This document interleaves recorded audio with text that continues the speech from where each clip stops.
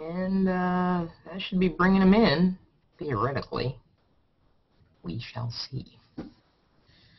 And as soon as they do come in, then we'll be able to get the ball rolling, answering questions about internet entrepreneurship.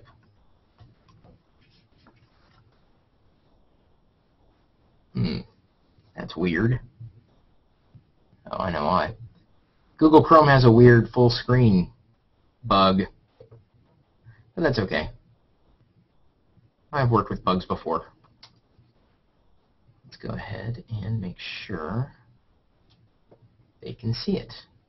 Pretty sure they can. Chat. No one's joining yet, but I told them it's going to start at 2 o'clock. Gnomie Circle again. Inviting and broadcasting. So I don't know if it starts recording at the time that I hit that or not.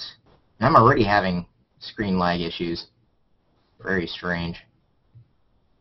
It's horrible, actually. I hope it doesn't continue to be this way. Let's go ahead and post that in the Gnomies chat. Some producer behind-the-scenes stuff. Boy, I'm lagged. Big time. Hope it's not this way on the other end. Logitech camera seems good. Fast connection seems good. Default device seems good. Gnomies are invited. And there's one more thing I wanted to do. What did I want to do? I want to do one other thing. Oh well. Yo! Yo! So we'll see how quickly the Hangout fills up. I don't know if they fixed the bug, but I'm not going to do TeamSpeak today. Okay. Because that was just a pain. Well, I told him in TeamSpeak that the Hangout was live. I'll paste him the link in TeamSpeak. That's fine. You know, of course, we can only accommodate 9. Yeah. Like that. Although it's not being broadcast live yet, so I also don't know if it's also potentially not being recorded either. It's difficult to say because of the way Google handles things. Also, and hey, Chris, the other Chris. Sorry if my video seems to be a little stuttery or laggy for some reason, and I don't really know why, but I think it's the plug-in that will... Oh, did you hear an echo? Are you listening? You must be listening to somebody else. There's an echo. Wacky thing. Now, there's one new Gnomie who wanted to make sure she got in here, so let's make sure that we can rotate people throughout the broadcast so that everyone could possibly get a chance. I'm not officially broadcasting yet. Oh yeah, there's Jessica. Okay, she got in officially. Congratulations. Some last-minute footwork there. Yeah, I have to tell people if you can't see the circle, that's the easiest way to know whether or not you're in my Gnomie circle that I can share between everybody. And until Google makes it possible to subscribe to circles, really, that's the only way we're going to go. So, all right. So the topic is generally internet entrepreneurship, Q&A, discussions, problems, solutions, things of that matter, so that way we can stay focused and on a topic. And to help keep everybody off topic, I have my Lego Star Wars. This is from Bull Market Toys, which I'll have to announce again.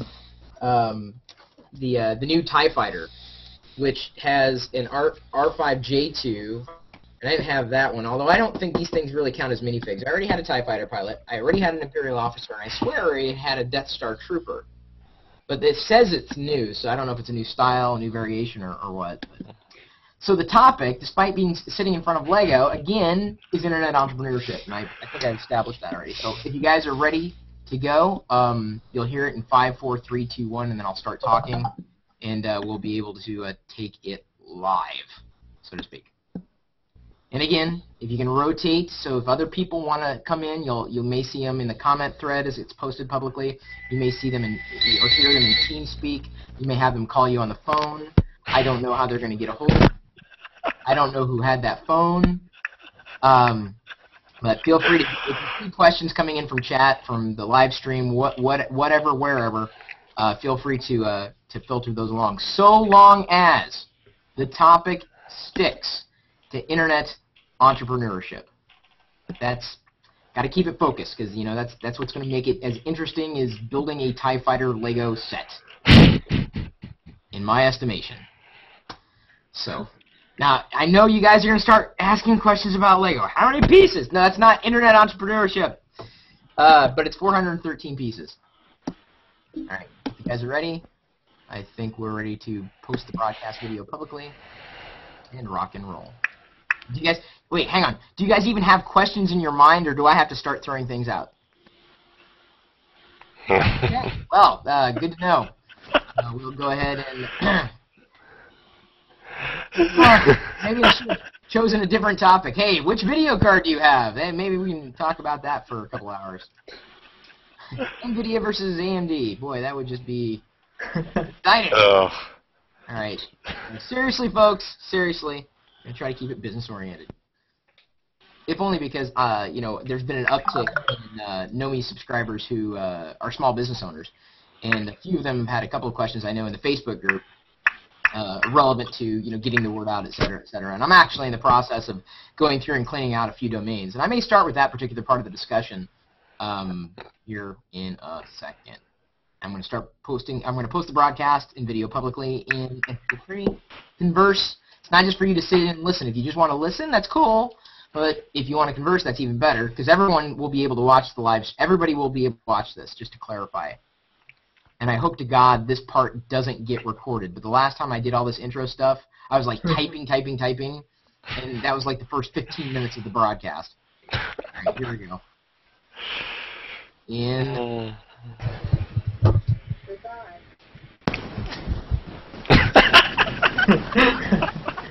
Well, it's good that we're starting out this hangout with laughter. If you are watching this on Google Plus Live, that's because I have the ability to post my Hangouts so that anybody can watch them, even if you're not as a part of my special circles. I'm joined today with my fellow Gnomies subscribers, and you can join us in this particular Hangout. I think during the broadcast, if we have the ability to add you, all you have to do is head over to gnomies.com, sign up for a subscription, and even if you miss this Hangout, we do one every week. Sometimes it's on the weekend if I run out of time during the week, and it's been a very busy couple of weeks for me. So that's the way that I've been doing Hangouts lately, other than hanging out with other people, as I did a couple nights ago, and actually got some great business advice from someone that I met through a Google Plus Hangout. So Google Plus Hangouts, if you've never used them before, are kind of fun. And you can learn something too, as well as network with other people socially, since I guess it is a social network. So today's topic, and you can ask questions either in the comments thread on live.perillo.com, in the chat room, and if you're a Gnomie, you can ask questions of me directly with your voice, or you can relay questions since I'm not going to be paying attention to the screen. The topic is internet entrepreneurship, and this is a topic I am well versed in, having done it now somewhat successfully for the past 15, 16 years. I don't know, 1996. Is that 16? 15. I've been doing it a long time. Math is obviously not my strong suit, yet I've still been able to pay the bills, so I'm doing something right. And my hope, again, is to address some questions that you might have if you have a business, you're thinking about starting a business, and specifically using the internet to get the word out about your business. I have with me, just in case the conversation lulls, or if I get bored with the conversation, I may start building the Star Wars. This is the new edition TIE Fighter, number 9492, 413 pieces, 4 minifigs. Since I am an adult fan of Lego, and in case anybody's wondering, anybody out there could use this coupon. Bull Market Toys sent me this set. Coupon code for 10% off. Use it CHRIS10P, Chris10P, plus free shipping and handling with orders 25 or higher. Now that's something that's interesting, and I've got 3 things that I'd like to throw out there, if only to catalyze the discussion. This is a sponsored set. You know, it doesn't cost more than maybe 20, 30 bucks. But I asked Bull Market Toys if they'd send it to me. Why? Because I could have bought it, sure.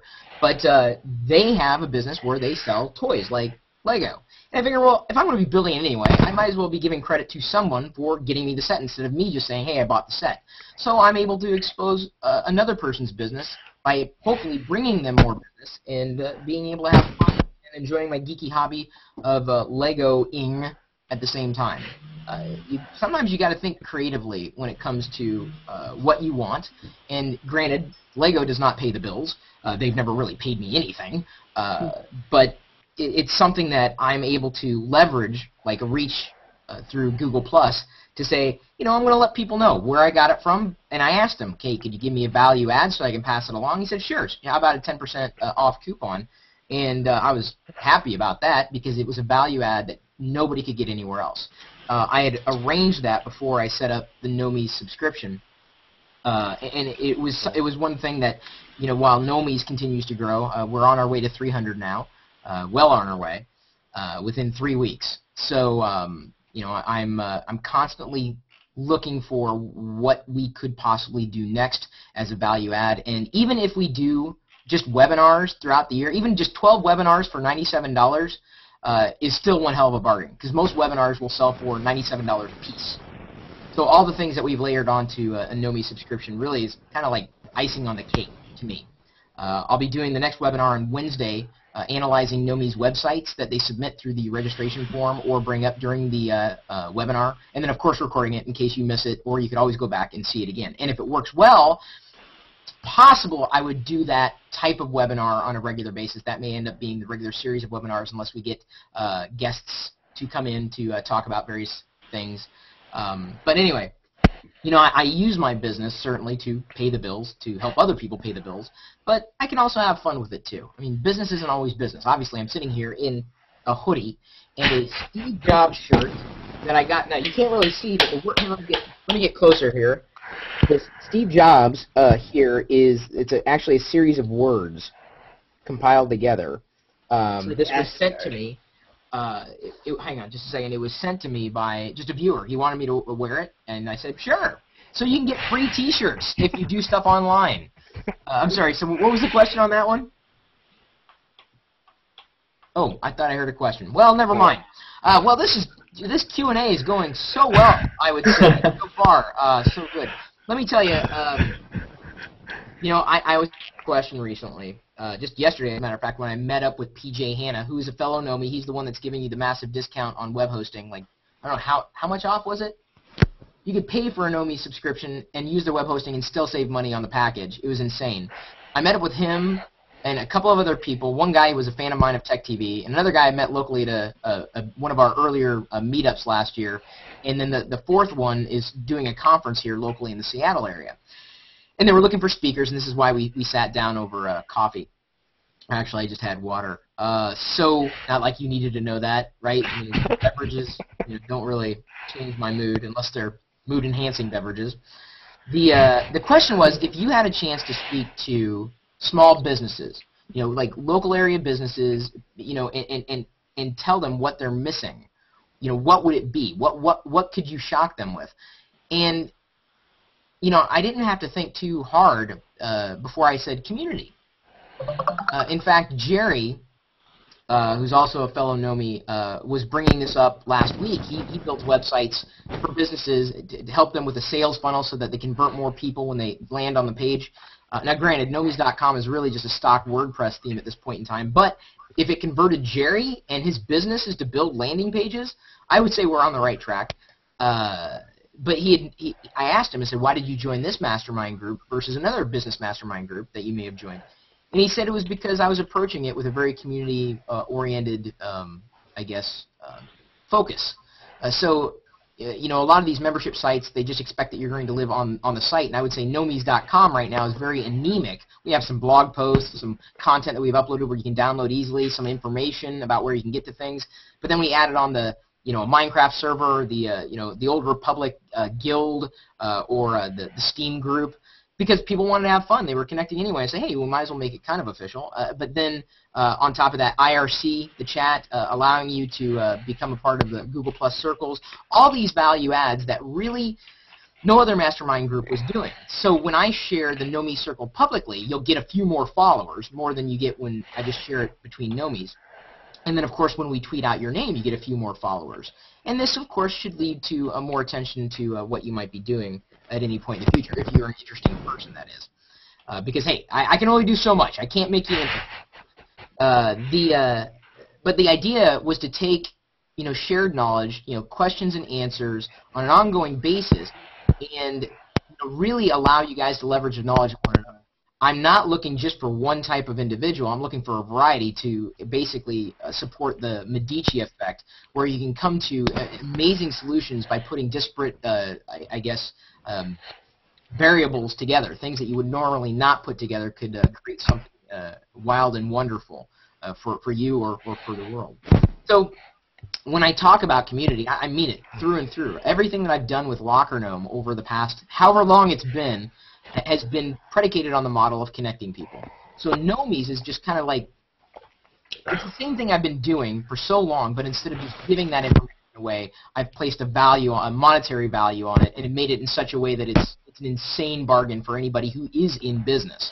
Now, granted, if you want to have fun with it too, sure, I suppose you could find the value add in that, but the hope is to build that knowledge, to connect you with other people, and to help you make a better business. But by leveraging your intelligence, telling you, hey, look, I don't have all the answers. I will be the first one to admit this, and everybody who knows me will tell you, I definitely do not have all the answers. But I may be able to connect you with someone who does have the answers, or to help you find a solution. Putting a lot of minds together happens all over the place, happens all over the internet, but that's where, why should I join Gnomies? Well, all the value adds that we're throwing in. I have to watch them on a daily basis. Like, they come into my inbox, like the web development class, 70% off. I've got a couple of phone calls actually this coming week to talk about different things to bring in. I can't say from where, but it should make a lot of you people who do anything with video very happy. Or, well, I can't say anything more than that, because I can't promise anything until it's actually come to fruition. So Gnomies is less about me as the superstar, and all I am is the conduit. Everybody who joins makes the group better by its very nature of growing by intelligence. Every time someone new comes into the group, asks a question, or possibly answers a question, or connects someone with a solution. And we've already seen this play out on Facebook, LinkedIn, and beyond. But keeping it an insular group, and throwing in these value adds, even if you only get 1 out of 10 things that make it worth your while, well, then it was worth your while. I believe community is the foundation for any business, and I've spoken to how Gnomies, and I realize this is a bit like an Ouroboros, the snake eating its own tail, but given that none of you really had questions at the beginning of this call, I wanted to evolve the state of Locker Gnome's community to a special group of people, Gnomies, and build, I would say, a strong second pillar of the business that hadn't up until this point really existed. It's exceeded my expectations. There's no sign of slowing down, and I'm just crossing T's and dotting I's at this point to make sure things continue to work, or at least work as well as planned. The idea, though, of using community, if I haven't been in TeamSpeak all morning. I mean, that's obvious. I've been working today on a Saturday, and I'll tell you what I've been working on in case you're interested. Business stuff, but stuff that you may be interested in hearing because it may impact you as well. I've been out of the group, but I'm sure. Who's been in TeamSpeak today? Okay, yeah, don't speak up, Creighton. Even though you have a microphone, just raise your hand. That's great. Yeah. I've been in TeamSpeak. Okay. As have I. Okay. So my mic was muted. People have been asking questions, I'm assuming, and talking back and forth. Absolutely. I've answered about 5 questions today. I don't need to be there for those questions to get answered. Whether they're tech questions, business questions, or just questions in general, like how do you make a nice salsa? And Diana, I think, is going to be working on her salsa recipe. Trust me, it's out of this world. You're obsessed with that stuff, aren't you, Chris? Oh, her salsa is awesome. I've never liked salsa, but it's beyond salsa. It's salsa plus, really. It's so delicious. So, the point is that allowing those people who want to be a part of something bigger than what they could be anywhere else that's the type of community that I'm trying to evolve with Gnomies, and making it such that even if you can't take advantage of half the things that I have to share, still an annual subscription would be worth it if you just get 1 or 2 things out of that you could parlay into more money for yourself, personally, professionally, either way.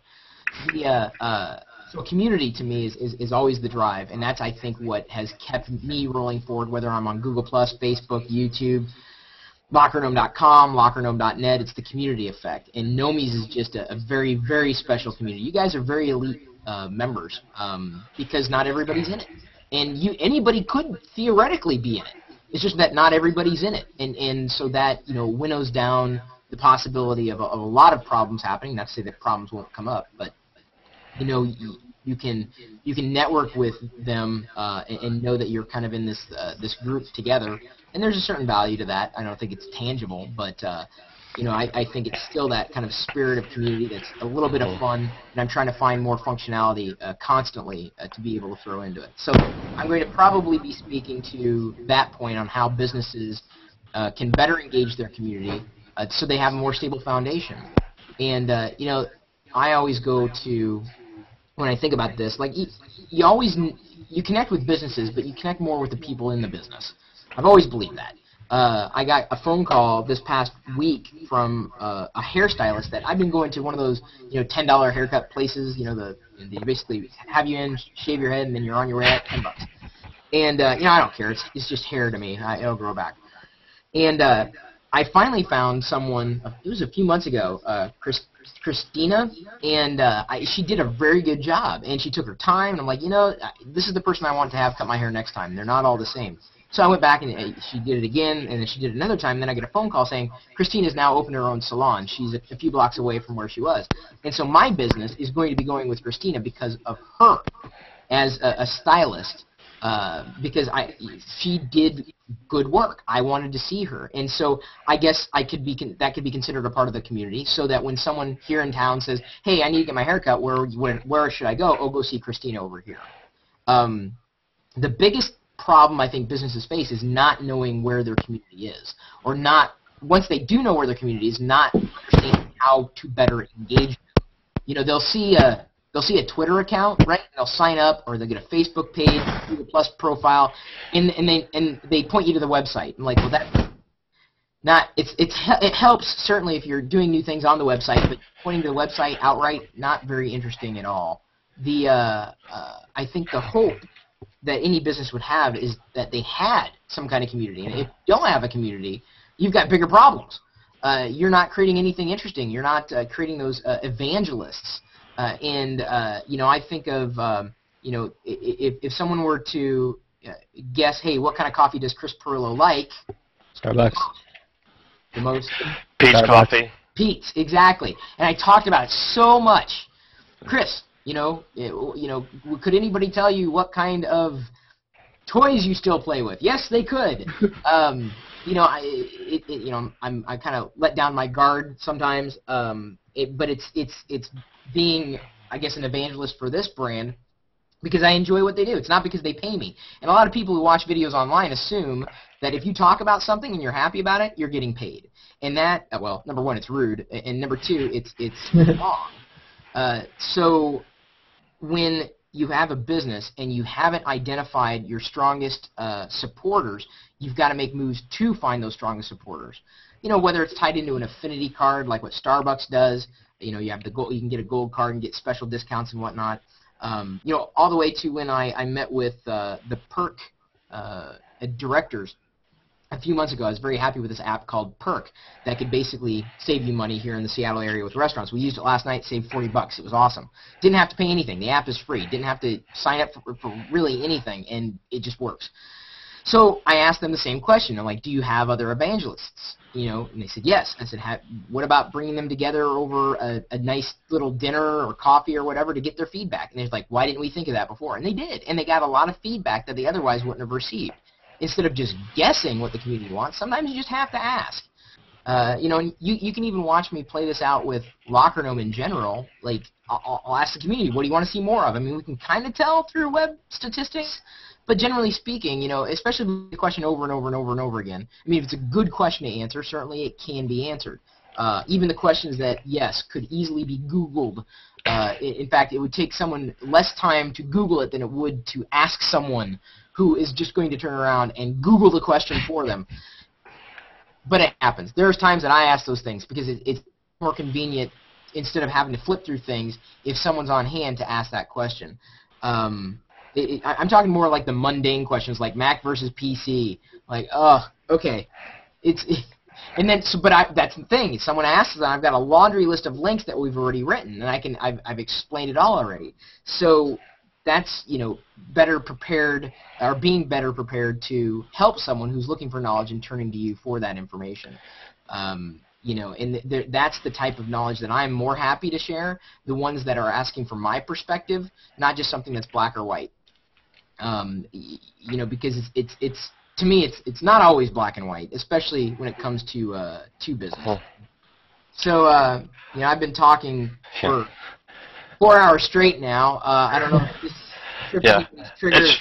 It's funny you mentioned, Chris, especially with social networking with businesses, how it's very different to see a business that's just under the static name versus having an actual person to where they are from the business, but you can actually see that person. When the Dell giveaway that you hosted in Chicago, when I had to contact Dell Small Business, which is at Dell SMB, I believe, although it was that static figure, you could easily tell that it was a person you're communicating with. And although the response was slower, I got more from seeing that it was an actual person there. It wasn't just some PR rep spitting things at me. I actually got a connection, and that was awesome. I have to say, I would much rather have a slightly slower response and get a personal connection than saying, go here instantly. Because our responses just aren't doing it anymore. It's largely because people like talking to people, not companies. And, I mean, think of the last time you picked up the phone wanting to talk to a human being because that was your last resort. Like, you have no... You go to a website to contact them, and then they say, call you. What? Like, it doesn't even make any sense. How? Why? No. Wrong. You're using the web wrong. But they do it anyway, and you gotta deal with it. But, giving that personal touch, is always going to get you further ahead. Always. And there are going to be some people out there who say, I don't want to interact with anybody. I just want to do this, this, this. And there's time for that. Setting up an account, you don't really need assistance, generally speaking. But, if you are having a big problem or you're trying to close the gap, you're trying to get to a human being, something that Google certainly couldn't do outright. They're trying to become more human with Google Plus, but they got a long road to hoe. Can I just add something there? I had a problem with an HP netbook maybe a couple months ago, and I called them, and I got some guy in India. He couldn't understand me, so I found they had a corporate line, and I called it, and they couldn't do anything. Then I just kept on calling, and finally they said, just stop calling us because we're not going to give you answers. We're not going to help you. And I just got so sick of looking up numbers on the website. It's ridiculous. That's an example where social media could have saved the day. And a company that's engaged online could certainly, spell the difference between, a good experience and a bad experience. And even if you're not as big as HP, you may be a one-person shop. It's all the more reason you've got to reach out and find evangelists. And in many ways, I've got a lot of the communities that I've been in and the communities that I've built up. I've had an amazing array of supporters.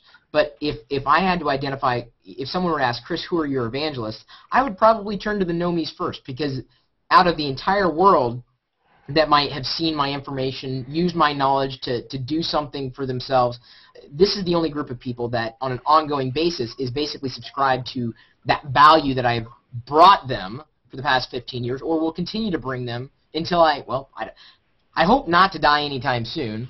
I don't know what's going to happen then, but yeah, we'll train Diana. She'll be great. She'll be fine. The idea though of letting a customer go is just sometimes it's a reality, and that's where it comes into community management, which is probably a different discussion altogether. And I'd be happy to talk about that, maybe even the next week's Google Plus Hangout, talking about managing communities. What I was going to mention here, in terms of internet entrepreneurship, is you have to wear many hats. And I've been wearing a lot more hats over the past 2 weeks, a week, this last week specifically, than I've had to wear in a long time. But I've got no choice. I've got a bit of cleaning up to do, and a few decisions to make. As I make more room for Gnomies, more time, I have to eliminate things from my plate. So what used to work really no longer works through some changes that happened over the past year. And so I have to go through the handful of websites that I have, decide, is it fine to keep? What can I do with this? Can I get rid of this? Who can I deal with on this front? So I've been working on various SEO things, various web hosting things, various design or WordPress things to kind of put all my duckies in a row. And this morning, I was basically going through my DNS settings, which, if you're not familiar with that, it's basically where if you go to www.google.com, Google has that's the DNS provides the resolution. So instead of going to an IP address like 127.0.0.1, you can actually go to a word like www.google.com or something that's written in English rather than just numerical. I was updating some settings, getting rid of some old DNS settings that I no longer needed, and then realized that I may need to change a few other things. I was also in the process of figuring out how I was going to address my Ning network, which I set up. Many people may not know this. Geeks.lockergnome.com, which is also geeks.perillo.com. That's how I threw it out there. They've always both resolved to the same place, is Ning. And I set it up a few years ago largely because WordPress was being unstable and it was crashing. And when you have a website and your revenue is driven by advertising, if that website's not up, you're losing money. So I wanted to have another pillar so that if LockerGnome continued to have WordPress problems, and it did for a while longer, at least I wasn't losing everything. And engagement was super high in the beginning. We were able to do a lot with it, and I ended up being able to grow that membership to about 30,000 members. And Ning started to make some changes, which concerned me. They weren't making it easy to do some things, and it was kind of getting clunky and expensive. So I wasn't making a lot of money with the website. Honestly, still am not. I may make barely enough to pay for what Ning charges. At one point I opened up the lockergnome.net domain for Q&A. I don't know when that started, but it was a while ago. And I started that up because I wanted a Q&A site, to send people to under the LockerGnome brand. Again, that was hosted elsewhere, and that will be going through a migration at some point in the future on the same platform, but just in an upgraded version of the platform. We have the biggest OSQA user base and database in the entire world. LockerGnome.net is the largest. So that's an open source project. And I'm going to be very interested to see if the upgrade helps a few other things that I've been wanting to do with it, including changing some design features. So, in doing that, it siphoned more attention away from what geeks.perillo.com or geeks.lockergnome.com started to be.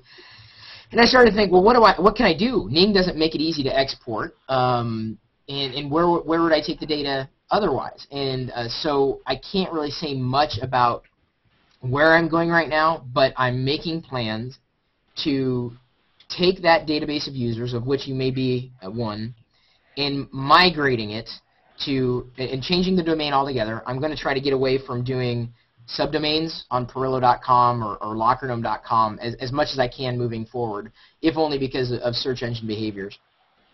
So I'm going to be changing the domain in direction of the network to something that I want to do separately for Gnomies, but this network is going to be for the general public, since I can't kick people out of a community. years ago, I came up with I came up with an idea of really creating this network of sorts of people who were producing content or wanted to produce content, and I thought the easiest way would be to kind of aggregate it. And so what I'm working on is a way for, and I'm not doing this myself. There's developers who are already on it. They're part of the platform. It's a closed platform, but it's a stable one, and I don't have to deal with it. And as an entrepreneur, the fewer things you have to deal with, the better, because you don't want to wear all hats. You want to work with experts. So Undo TV, it's either undo.tv or undotv.com, is soon going to be the redirect for those other domains. A completely different domain, completely different experience. And what's going to happen there, we're going to import the Ning users, the profiles, their videos, and their photos or their images.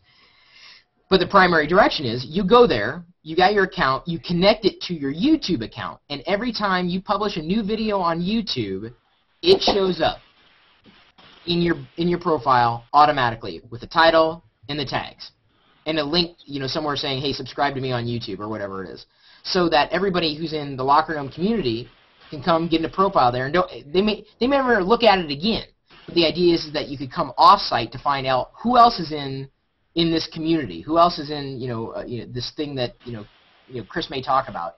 So you can find out, not only can you possibly drive up traffic to your own videos, because people would look there, you potentially get more subscribers, more views for your videos, but you could also discover who else is in our greater community. And if that works well, I mean, it's a closed platform. I'm trying to keep most of Gnomy stuff on one platform, but I want to figure out if there's a way we can kind of do something on a private level just for Gnomies. And that may be possible, in working with the network. Being able to flag certain users in the system as a Gnomie and they get special privileges on the site, that would probably be, if it turns out to be successful. I have no idea what it's going to be. But I'm basically taking something that isn't working, that is a time and money drain, and turning it into something that is a new idea and a potential profit center, for not just me, but for anybody who might join. And they'd be hands-off. The idea is you connect your YouTube account, the videos automatically get embedded when you upload a new one. Although I don't want descriptions to come over for the sole reason that some people may abuse it and put links in there that shouldn't be put in there, or descriptions they work well, but it would be just as easy to port over the and have comments come in or redirect people back to the original YouTube page than it would be to port over the description itself. It will also cut down on the amount of possible spam or duplicate content we might get flagged for in any of the search engines. So these are all frustrations that internet entrepreneurs face. Sometimes you can hand it to someone who knows what they're doing, and sometimes you've got to do it yourself and kind of roll up your sleeves and get it done if you believe that's what needs to be done. I'm kind of in growth and cleanup mode. Basically honing in on the general messaging and the brand, and deciding how I'm going to potentially grow these different areas, whether it's lockergnome.com, allowing Gnomies to guest blog posts there. Lockergnome.net can continue to answer questions and answers for the greater community. Potentially this Undo TV thing, which I'd be associated with, but the nice thing about that is it's not associated directly with the brand, so theoretically someone might want to buy it at some point. And that's one of the reasons why I'm pushing that away from lockergnome.com. At least at this point, the way I'm thinking of it, I could be completely mistaken with wanting to take that route, and it may very well be lockergnome.org, which I also have as a registered domain. I'd be interested in your feedback. I actually have a handful of domain possibilities instead of Undo TV, which I thought was simple, and it may end up being lockergnome.org outright if I find it to be something that is valuable enough for the greater community, and that we can help you connect with one another and have another piece of the puzzle there that we're not doing anywhere else, duplicating efforts. I think it could be cool. What's that? I think it could be cool. Wait, which name? The idea hopefully will be cool. Undo TV. I think you kind of had like a creative header that really took advantage of the brand. It could be cool. So you like that over lockergnome.org? Yeah, like maybe yeah, like maybe you have a cartoon TV that's kind of with an X over it. But it works, you know. Everyone's using YouTube as TV anymore, right? Why undo TV? Because that's kind of what I've been doing. You know, a lot of people, I think it's kind of a, people will ask for years, why don't you get back together? Why don't you do another Tech TV? Because it's been done. It's probably not going to happen again. I'm doing these things. I go live on YouTube every day. That is, for all intents and purposes, a TV show. Whether you're watching it on a TV set or you're watching it on a computer, it's a TV show. We are producing a show. And so we're kind of undoing the idea of TV by producing videos online. And well, so Chris, go ahead. I would even go further than that to say that content producers like you are literally undoing TV because it could just be me, but what's on TV today, like dramas and stuff, the writing is terrible. I'm not sure where the problem exists, but it's terrible. My hours of TV per week are probably like 4, and it is so much more interesting. You get more out of it just by going onto the internet and watching stuff like you create and other people create. Wilson Tech 1, you know, I can mention a ton of them, but that is undoing TV. And even more so because you watch CNN when a natural disaster happens, what do they show?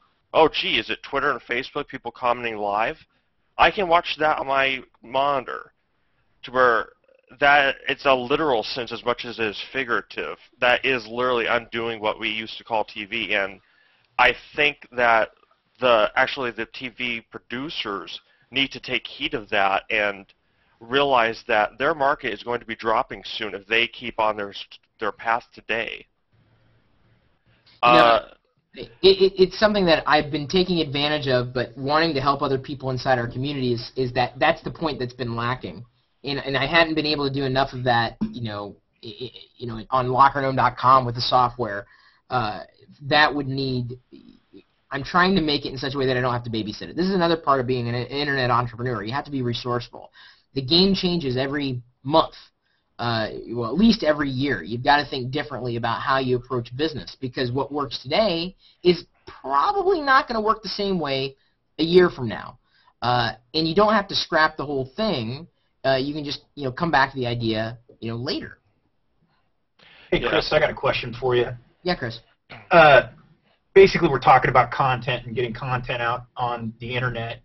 As far as niches go, what do you think is a niche to get into? If I was to follow your footsteps and try and get to that level of popularity on the internet, the things that I see that are popular besides you right now are things that are non-tech. I've seen, I read an article, I don't know the guy's name exactly, he's the $1 million YouTuber, but the content is kind of goofy, and I was just curious what you think would be a solid niche to get into.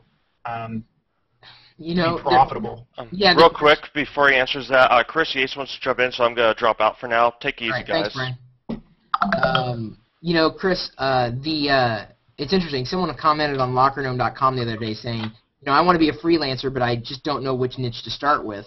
Mm-hmm. And I thought it struck me as odd because to me, you want to focus in on the thing. I don't even know if I'm going to be building this today.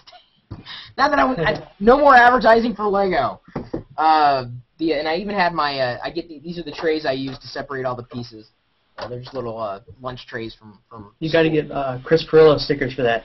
Yeah, I've used both. So think about the things that you are interested in most, and those are likely the niches that you should go after because you never want to try to cover a topic that you don't really understand. People do it all the time. In fact, I would say internet marketing is rife with internet marketers who do nothing but talk about internet marketing. Where's the product? What's the service? You're marketing about marketing to tell people about marketing. Just endless. No real experts are easily surfaced other than people who've been doing it for a long time.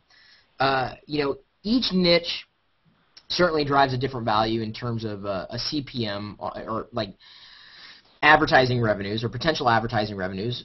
You know, if you had a very fine niche, let's say it was just for coffee in Seattle, you've got to focus, well, how many other people are doing stuff about coffee in Seattle? I don't know. If there are a lot, well, the chances of you carving out a niche are not as good as they would be if there weren't a lot of people who are already tackling that topic. Great topic, but you know, it may have already been covered, you know, ad nauseum. Finding something that nobody else is covering is probably going to be the place that you want to start. Beyond thinking about, hey, what am I passionate about? And you can even think about combining your passions. I'm passionate about technology. I'm passionate about general geekery. I'm passionate about you know, content. I'm passionate about video. I'm passionate about writing. You know, all these things combined is what turned me into who I am. So you've got two different you know, approaches you can take. You can take that personal approach or less than personal approach. So you can evolve your personal brand, in which case you definitely want to focus in on a niche that you want to be known by, or you can take it to another level and just have it to be this general brand that's nameless, faceless, still has, you know, people working for it, obviously, but you've dissociated your personal brand from the business itself. You know, and there's drawbacks and benefits to doing you know, either one of them. I would say find the thing that you're probably going to be interested in for the rest of your life and go with that, because it doesn't matter if it's as silly as even Lego bricks.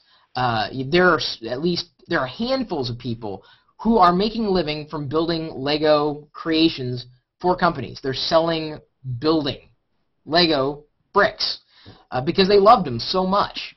They oozed that kind of passion, that kind of interest. So whatever draws your eye most is probably the thing that you should be chasing in terms of a niche. And it's going to be different for everyone. The thing about carving out that niche and making yourself that leading expert takes time. What is it, 10,000 hours to accrue or something like that? Yeah. For becoming an expert? Yeah. That's why I laugh at a lot of those. Sorry if my camera's a little off. I had it set for the Lego there. You know, social media experts who just got online last year. They're like, there's no possible way they've accrued 10,000 hours of of any kind of experience. You know, so getting your name out there more frequently, being more involved, becoming that go-to person for X, in establishing that as part of that brand, whether it's the personal brand or whether it's a brand that's dissociated from any kind of personality. Yeah, it takes time and it takes effort, and it's relentless. You know, you can never rest. You know, just as soon as you think you're done, you know, someone else is going to come along and take over your expertise. Happens with websites all the time, right? You know, whereas in a different way, like Dig used to be the place. Now it's Reddit, you know, in terms of sharing news links, you know, easily and openly. It was kind of funny. I tweeted out, and I think I also posted to Google Plus and Facebook. I'm like, and this is true. We actually, one of our articles on 4 social networks that may rise in 2012 made it to the front page of Dig on Thursday, and I joked. I said, I think all 4 remaining users saw it. There's not a whole lot of action. I mean, there still is some action. Don't get me wrong. There still gets some amount of attention. Certainly, some attention is better than nothing. But, you know, Dig did not evolve, and it kind of lost its mojo, and someone else came and took its place. Dig lost a lot of value in its brand. Even if it did stage a comeback, it would take a lot. Delicious, another example. Never really understood the model of Delicious, social bookmarking, but now the founders of YouTube are basically going to try to give it a jump start, Steve and Chad, you know, it'll be interesting to see what happens. Great domain name, but it remains to be seen. But as soon as you stop building that, you know, it's going to be easy for someone to swing in and kind of sweep the rug out from under your feet. You may still continue to exist, but your goal should be to be in your niche at the front of people's minds, certainly in a top 10 list of whatever they may be categorizing and whatever you might be doing.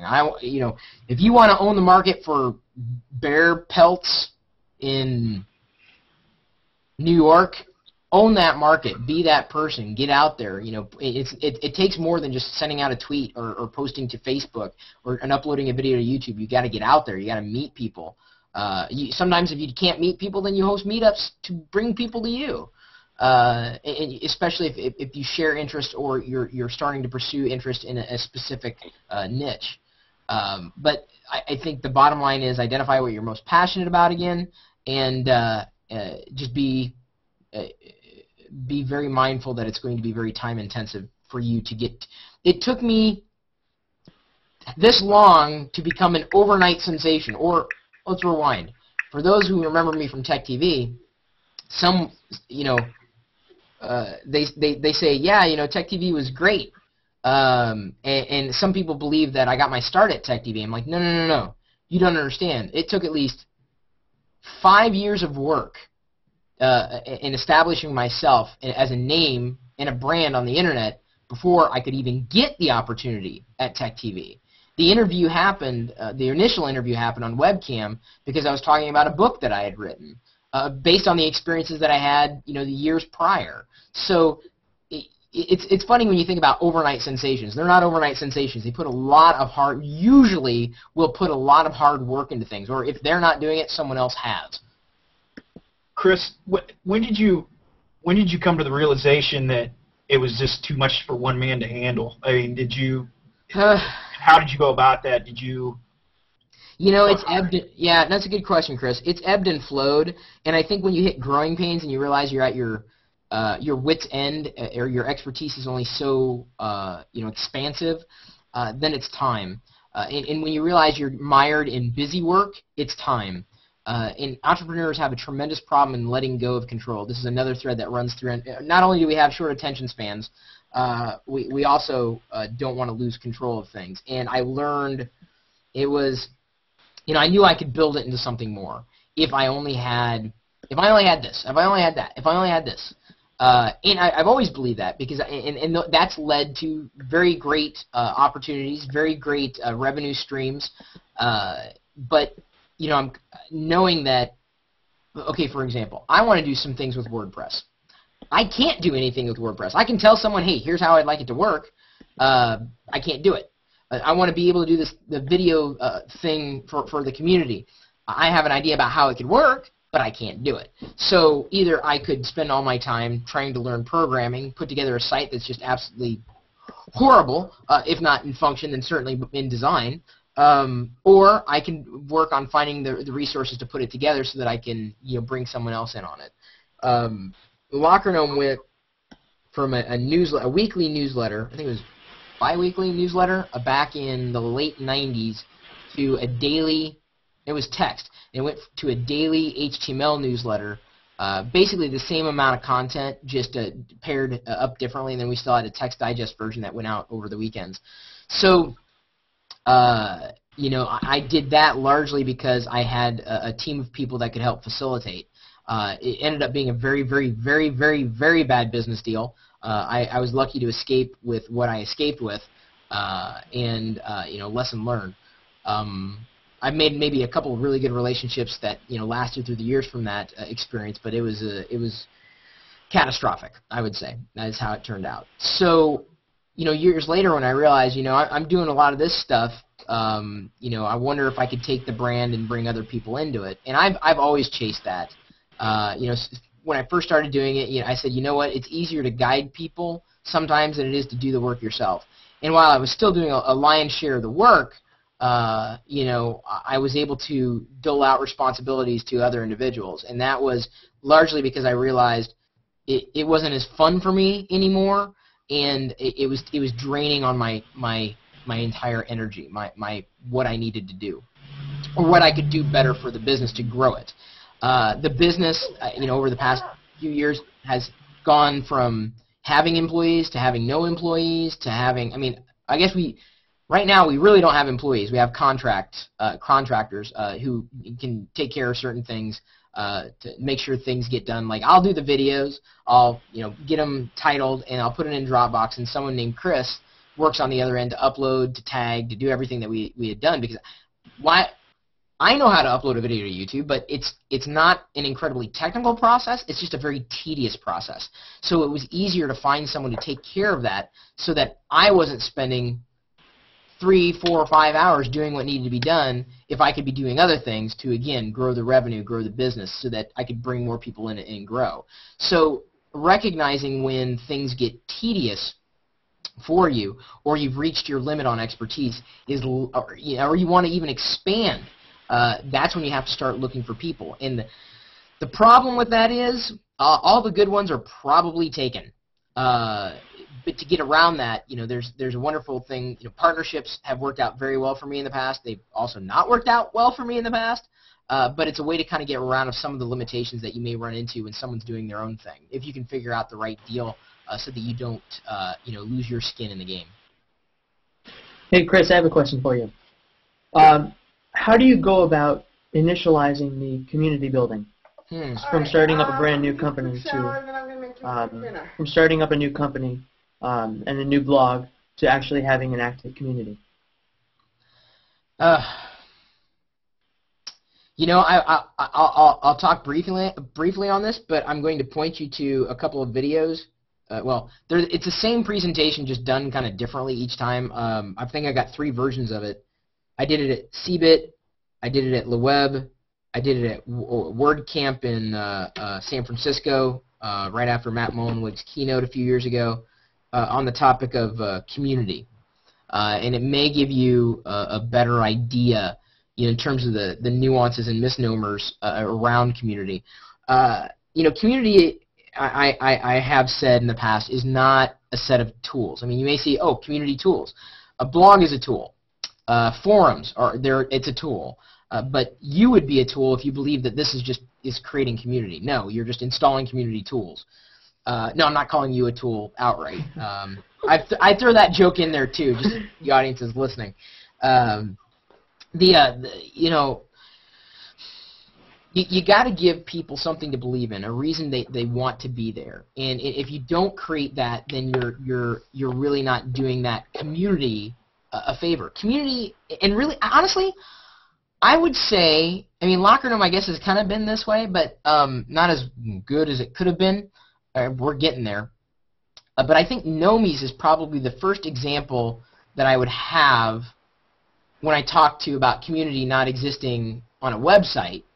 Or, I always say community exists everywhere. You are, and you'll hear the example again, you're familiar with what a Venn diagram is? Yeah. Okay. Mm-hmm. That's you. You are a walking Venn diagram. I'm a walking Venn diagram.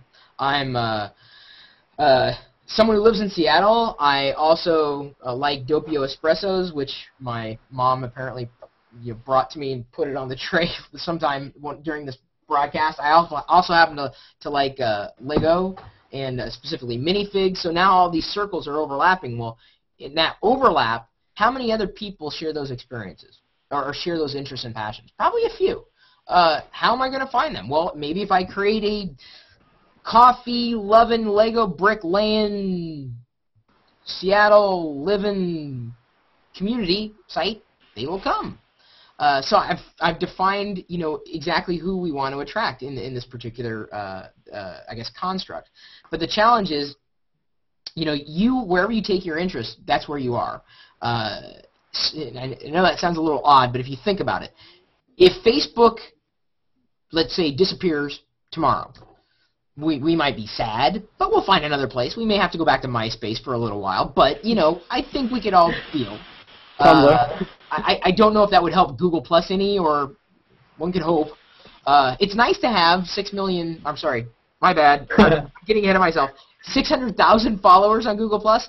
I just wish more of them would actually engage so that I can engage in return. This is why when I talk about doing videos on YouTube, I say thank you for +1ing the video, every video that I do. Thank you for sharing the articles that we write on LockerGnome.com, on Twitter, Facebook, Google Plus, wherever. I need that because it not only does it help increase the influence that I'm able to spread, but it also lets me know that people are paying attention. And that the engaged community is always the one that I'm interacting with, because it's the 80-20 rule, which I did talk about the other week in relation to Gnomies as well. I think it was a separate video we did on YouTube. The 80-20 rule. Gnomies would be probably the 20 of the 100% of people who might know me today.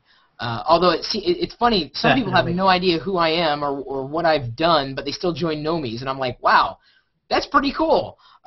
It's kind of sad. It makes me wonder, well, what was I doing all along? Who was I communicating with? People who really, I mean, they cared, but I wasn't doing the right thing.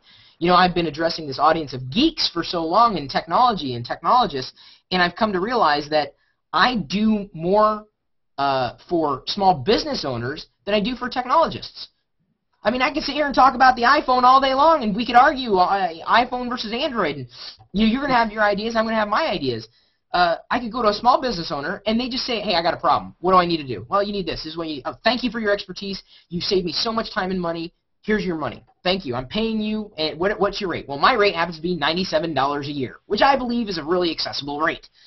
But addressing and trying to, you know, take this part of the community and say it's just for geeks. This is why I keep saying over, it's not just for geeks. This Gnomies thing, I'm trying to reach the small business owner because I realize that my intelligence could benefit them a lot more than the same intelligence could benefit the existing community, because the existing community of geeks, they already know. They've already made up their mind. They have their opinions. They don't care about my opinions. I mean, they might care, but it may not be valuable enough for them. For some, it is, because I've offered other value adds like the Minecraft server, the TeamSpeak server, the chat room, or other ways that they can get the word out about the business that they may have. But the value of Gnomies is specifically be able to leverage the intelligence that I've used to build up a community of geeks across the board, not just on one website, but several times over on various networks. It's where that intelligence is valuable. So Gnomies itself is evolving, and I'm doing my best to bridge that gap between the existing geeky kind of community who may not have any kind of business interests, and where I believe my intelligence is far more valuable, and that is specifically communicating with business owners, other internet entrepreneurs in general. But when you talk about community, it's not about that website. You could say that my community has been following me almost like a cult of personality, because I have no problem even in writing putting my personality out there, putting my opinions out there, no matter where it is, whether it's Twitter, my blog, YouTube, Facebook, Google Hangout, and that strong personality is going to attract people who are interested in watching that personality. Granted, 80% of a community will never interact. They'll lurk. They're there to watch. It's the 80-20 rule. It always happens. Community ebbs and flows. It grows and shrinks. But when you find that passion, going back to what Chris was saying, asking about niche, when you find that passion, you match it with that niche, you can address, this community, whatever community it happens to be. But you have to be that leader. You have to be the one that sets the example so that other people can follow you, if there's something interesting to follow. And if there's nothing interesting to follow, or if it's, for me to say, I'm gonna write about technology, I'm gonna have a technology blog. Well, I do, but it's, my reach goes beyond that. I can tell you my frustration in relation to this, in growing community, is that everybody can have a technology blog. So what makes Locker Gnome different? Well, kind of what you experienced with Gnomies, if your username got tweeted out, or when the circle of Gnomies gets shared publicly, you get more followers and you get more attention. Or if you start doing guest blog posts on Locker Gnome, because I'm able to leverage my reach or my Twitter following or my YouTube channel to bring more attention to you and the things that you do on your own website.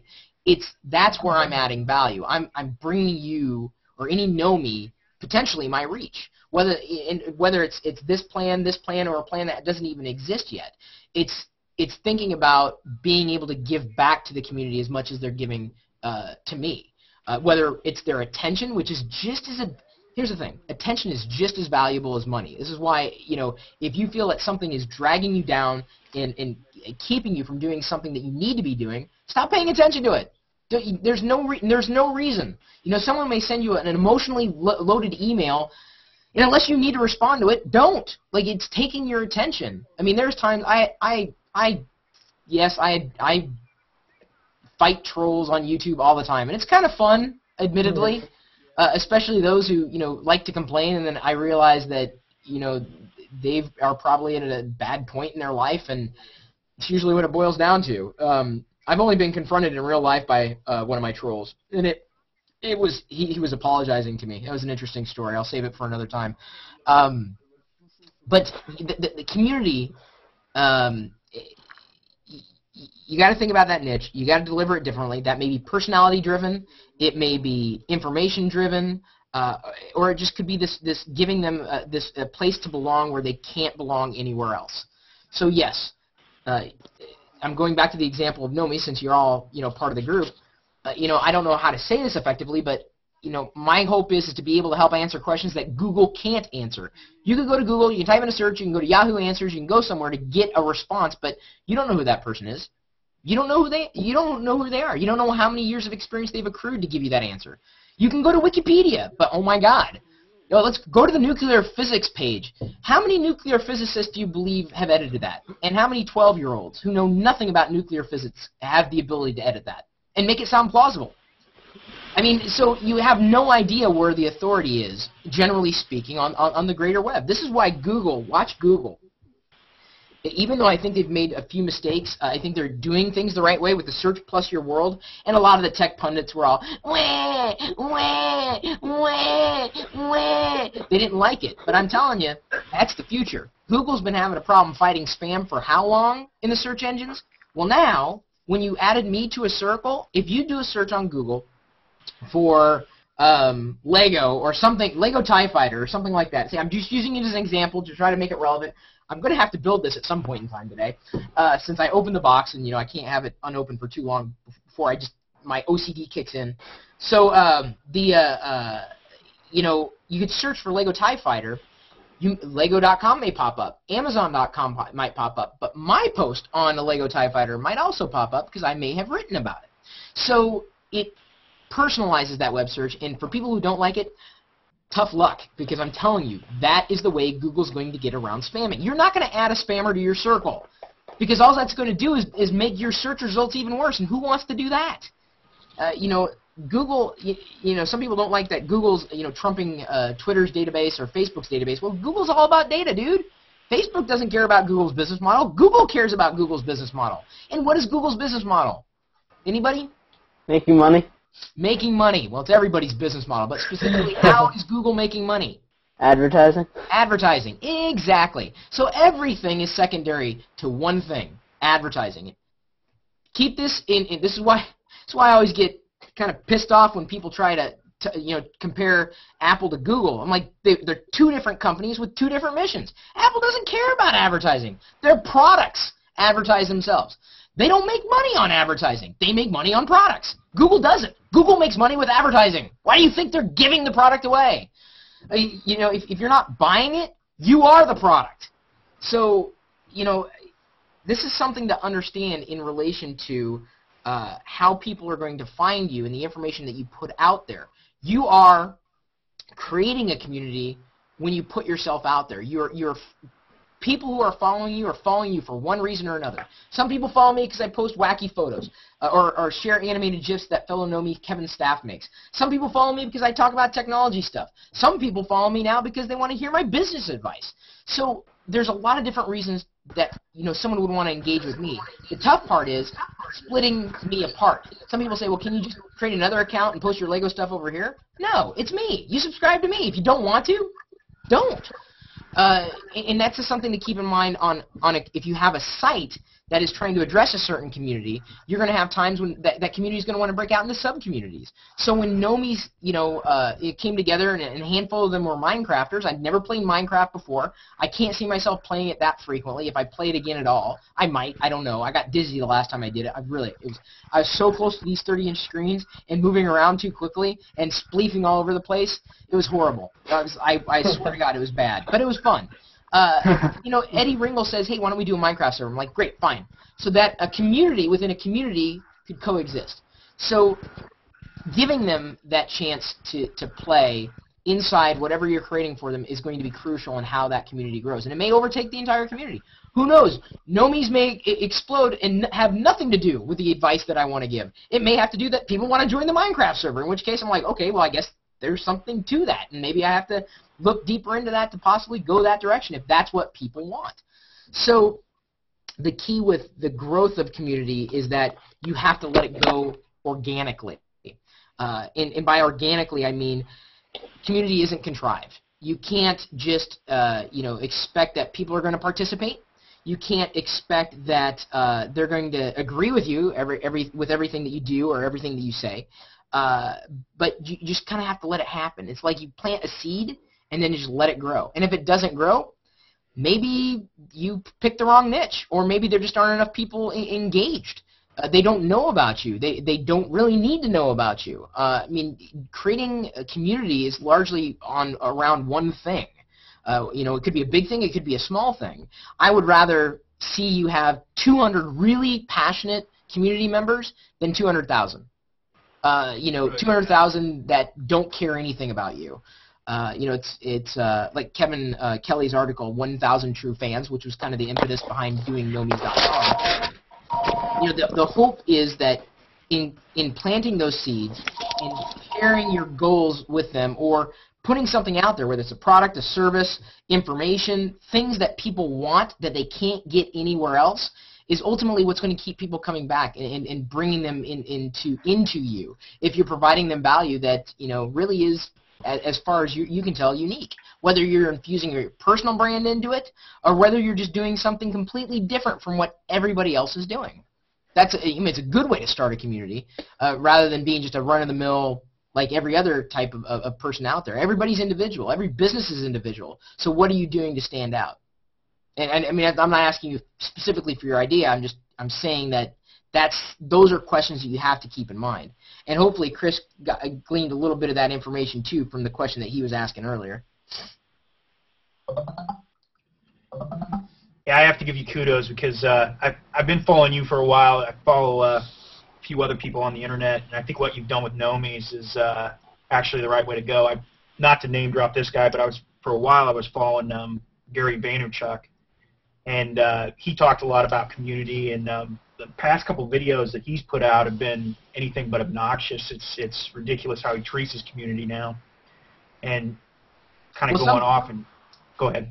No. Some people would say the same thing about me, interestingly enough. I got to tell you, I disagree with that because every question that I've had in the Gnomies arena there is answered immediately, and usually you're the first one to answer it.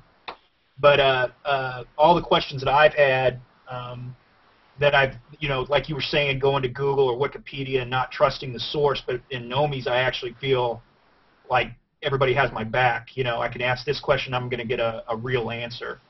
And that takes cultivating, Chris. There have been Gnomies that I warned because their behaviors were off. I've got a kind of a code of conduct page, the Administrivia page, that's now, I guess, a part of a terms of service that you agree to. It's written in English, kind of like, basically, don't be a dick. But here's the thing. I have to deal with those things swiftly because I don't want them to get out of control. And I've done this long enough to be able to say, hey, look, here's what's going on. This is a warning. Please don't do it again. If you do, you can still be a Gnomie, but I just can't have you participate in this group anymore.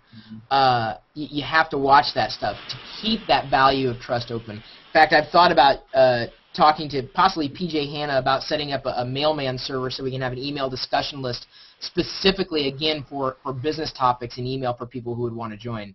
I'm trying to keep it focused on just general questions on Facebook, although I feel bad when I remove one of my dad's posts. I'm like, okay, Dad, this isn't really information, knowledge building. It's interesting, but I'm trying to keep it so that as you're scanning that Facebook page, everything that you see could potentially drive value back to you, whether it's someone asking a question, possibly you being able to give an answer, and maximizing the time that you would spend on that page, or whether it's on LinkedIn, Facebook, anywhere. My hope is to be able to maximize your ability to get the knowledge that you seek wherever anybody happens to be. Mm-hmm. Yeah, I can count at least 3 times this week that I've gone back to the Gnomies site, or specifically on Facebook, just I've run into some problem with what I'm doing on the internet, and I'm like, I think I remember hearing somebody talk about this, and go down and find the facts. So it's been good. That's how it goes. I had a question for you. Hey, the prodigal son. Wow, Andrew disappeared from the internet a few days ago. It kind of gave me a little heart attack there. Yeah, that's a long story that no one wants to hear, but yeah. Well, do you have a lesson learned from that, Andrew? Yeah, use 1Password. Wait, not just one. Not one, but the 1Password software. Yes, 1Password software. And why should you use the 1Password software and not set the password as the same password on every site, Andrew? Because they get through one and they get through them all. Yeah, that was kind of what happened to Andrew. He disappeared from the internet because of that. So I wanted to get that little lesson out there to everybody. If you have the same password for every site, stop it. Okay, Andrew, your question. My problem was that I just can't remember things like that. So 1Password helps. One sec.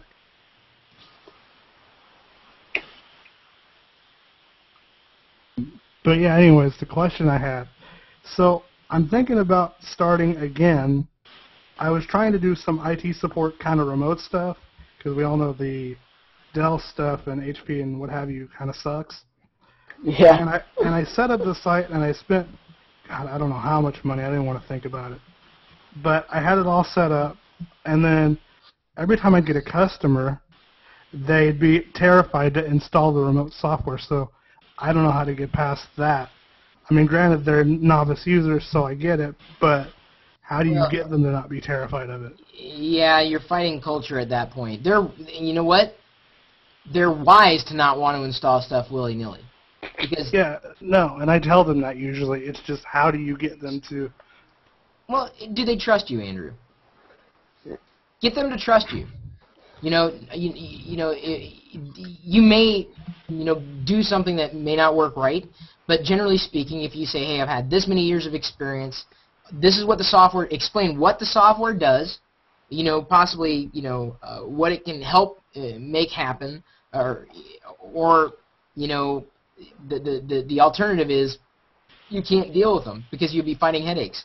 I think that if you establish trust and explain and be transparent about what that utility does in clear language, and you could write it up in a document that's like a copy and paste email, and respond to them to belay their fears, and you can even point them to websites saying, look, if you head over to this website that is a trusted source, they will tell you that this software is okay. I'm not going to do something that's going to make the matter worse. I'm putting my reputation on the line. If this, does something, I will correct it. So you give them the confidence that if they're afraid, and granted, it may be something that you install it, and a day later they do something else on your computer and then they blame you. That's a completely different problem altogether. You wouldn't want to be responsible for that kind of thing. But I would say, get your trust out there. Put your experience up front and center. Put your name on the line. Say, hey, here's where you can get a hold of me on Twitter, on Facebook, on email. I'm not going to disappear. Well, unless you do disappear in this case. And hopefully that will not happen again. But put it out there, that you are a real human being and that you're going to lead them down the right path. But I think it's more of a trust factor that you have to help them kind of get over to effectively fight the mindset that, no, I can't install any new software. You might explain, well, the reason why you might be having the problem is because you did install software, and the only way to look at it is to use this software. You say, you don't make up the rules. This is just the easiest way to do it, barring having the computer dropped off, and that's just going to be an incredible inconvenience, especially if they're on the other side of the world. Yeah, I mean, I even got the software I was using at the time was a Citrix software. I can't remember which one it was. I think it was GoToAssist. GoToAssist, yeah. Yeah, and the lady, she's like, "Oh no, it's trying to install." I'm like, "Calm down." And then that's the other thing is But Andrew, tell them first. Tell them up front what's going to happen and what's happening. Yeah, I'm telling you. It's a matter of trust. Tell them what's going on and it's just, okay, let's go back. Beep, beep, beep, beep. It's customer service. So when something happened, if a Gnomie emails us at the special email address that you should all be using to contact me as a Gnomie, when it comes in, we know it's a high priority message. Try to get to it as soon as we can. It's pretty much right now myself and Matt who are responding to those emails. So if we're asleep at the time, there may be a reason why we're not responding in the middle of the night. Although it may very well happen if we have insomnia. But you tend to. Even if we don't have the answer to the question, at least we respond and say, hey, we're looking into it. We're trying to figure it out. We're seeing what's up, what's down. We let them know that something's going on, even if we do not have the answer. So at least they're being heard. The example that it's more about listening than it is, you know, how to get people over the hump and trust. But the I guess it is kind of a trust factor. Years ago, and I swear to God, I've told the story 4 times over the past 2 days. So if you've heard it before, I apologize. I used to telemarket in college. I hated it. I hated it. And used to sell cable subscriptions and upgrades in different markets from our home base in Iowa. And one time we started selling the Encore movie channel for $1 a month, and it was a movie channel that had movies that nobody cared about the first time around. But it was $1 a month. I mean, it was nothing, right? So I connect with this guy, and his name pops up on the screen, and I say, "Hello, Mr. Dokes. We're calling from XYZ Cable Company, and just want to let you know we're going to be in the neighborhood, next week. We're installing the Encore movie channel. If you would like it, you don't even need to be home. We can just turn it on for you." And he just ripped into me. He tore me a new one.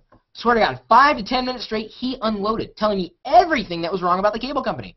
They did this, and then they do that, and they did this, and then I did this, and I turn on that, and then this happens. And he was just getting more and more upset, and I'm just listening to it. I don't care. I'm just letting the time go by, because I cannot stand this job. I'm like, at least I get the base hourly rate, even if I don't make a sale. I'm like, whatever, dude, whatever, blah, blah, blah, blah, blah.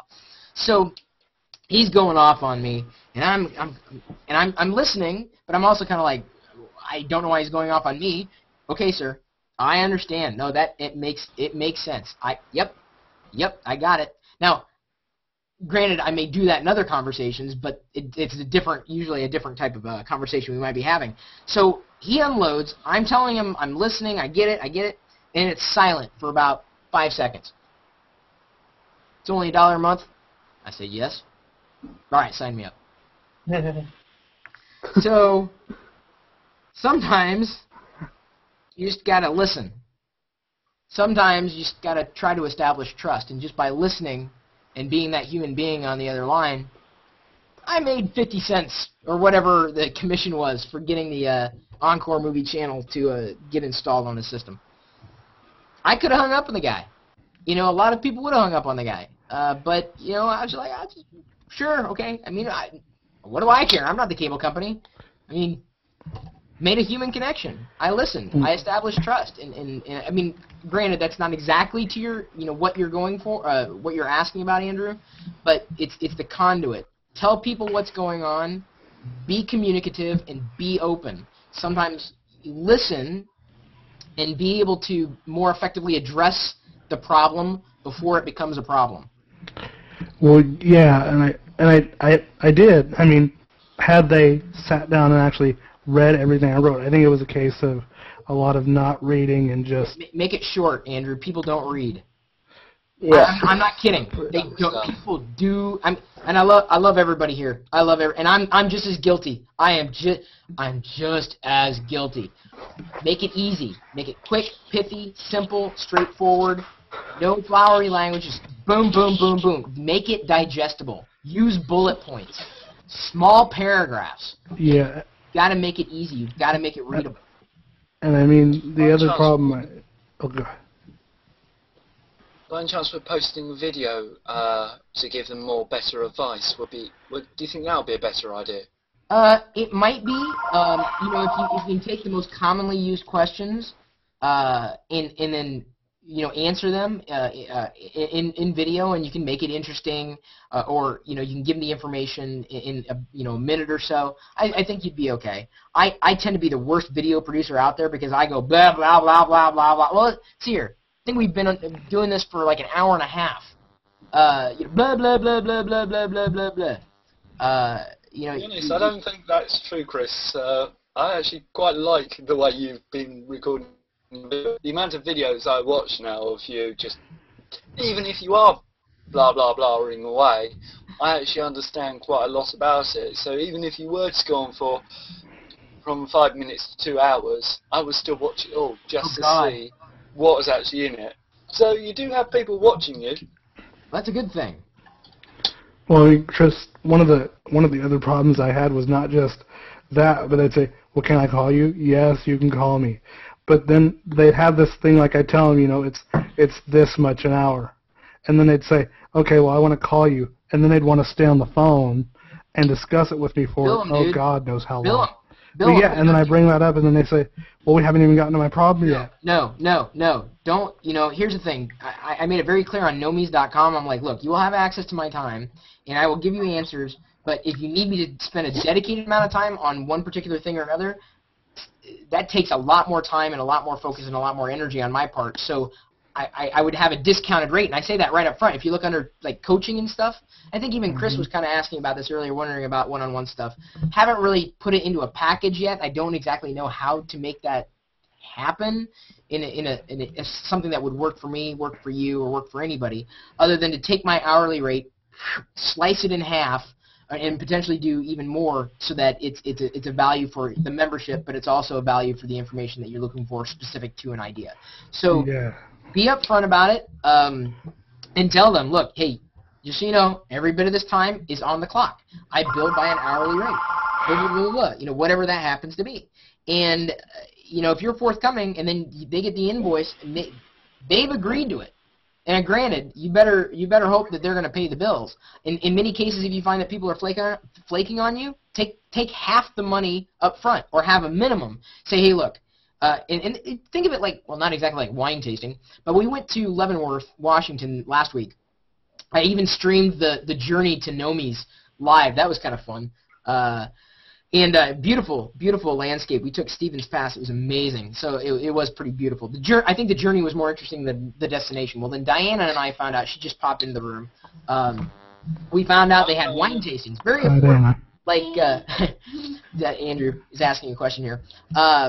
You could spend, I think, was it $250 for like it was really cheap. And they said, well, but you spend $250 for the wine tasting, but then if you buy a bottle, that $250 is applied to it. So you can do the same. And I was like, we didn't ever buy a bottle, but we had like 4 different wine tastings, and for like $20 for the 2 of us, we're plastered by the time we left Leavenworth.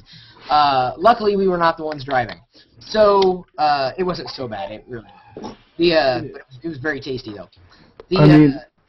We were full of chocolate and wine by the time we left Leavenworth. Oh, I love the German culture. So in terms of taking, you said about taking like half up front, like one, and I don't mean to sound ageist or anything.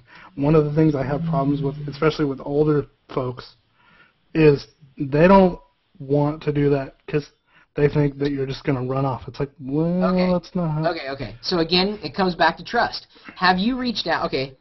So let me make sure. Did I make that analogy clear about getting money up front and having it applied to the services they're about to get?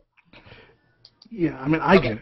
I wanted to make that analogy, and I was just drawing how I came to that, that point. These may not be making good customers for you, dude. If you're worried that they're not going to be able to do it, you're wasting your time potentially. I'm not worried. It's the other end. Sure. The only way, effectively, or I mean, you could put it in escrow, I suppose, but that's also, pain in the neck. My question to you is, and I did this, and I guess I may start another thread on this. So many Gnomies the first week or two, and it's only been, 3 weeks now, were, happy. They were posting in Facebook. They're like, oh my God, I got business because of this. I know I was able to get at least one person a sponsorship because of something that he was doing, because this is the business that he's in, a fellow Gnomie. Can't do that for everybody, unfortunately, but, when the opportunities arise, I can make connections. You guys were posting really good quotes, and I was like, hey, if you guys want, post in this thread, I would love to put your testimonials on Gnomies.com. So if you go to the front page of Gnomies.com, on the side, like pretty much all of it, not every bit of it, but it's testimonials that you all submitted. So this could potentially give someone who doesn't know anything about the Gnomies service a chance to look and like, oh, what is this Gnomies thing about? Well, maybe the people on this side will tell me what Gnomies has been for them. Certainly I'm looking for, business types of things that I can put in there in terms of quotes, because that's the audience that I'm trying to groom more of, groom inside of the Gnomies construct. But do you have testimonials on your page to help establish that trust? I mean, is anything like that there? Since I'm starting over, no, but...